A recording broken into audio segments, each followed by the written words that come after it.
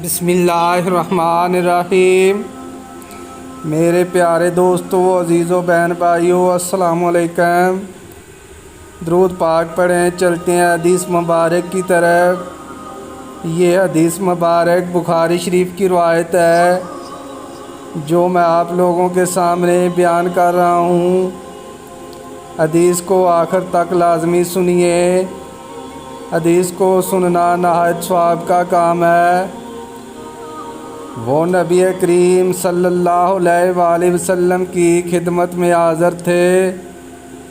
ایک انصاری صحابی نے نبی کریم صلی اللہ علیہ وآلہ وسلم سے پوچھا کہ یا رسول اللہ، لڑائی میں ہم لونڈیوں کے پاس جمع کے لیے جاتے ہیں، ہمارا ارادہ انہیں بیچنے کا بھی ہوتا ہے، تو آپ عزل کر لینے کے متعلق کیا فرماتے ہیں؟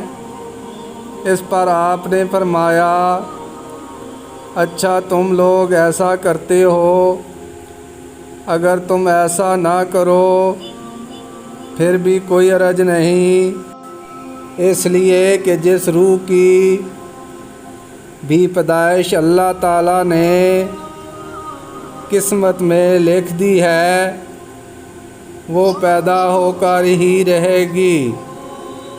میرے پیارے دوستو، اگر آپ حدیث مبارک سننا پسند کرتے ہیں تو اس طرح کی مزید حدیث کے لیے چینل کو سبسکرائب کر لیں۔ برائے مہربانی ویڈیو کو لائک بھی کریں۔ اجازت دیں، ملتے ہیں پھر ایک نئی حدیث کے ساتھ۔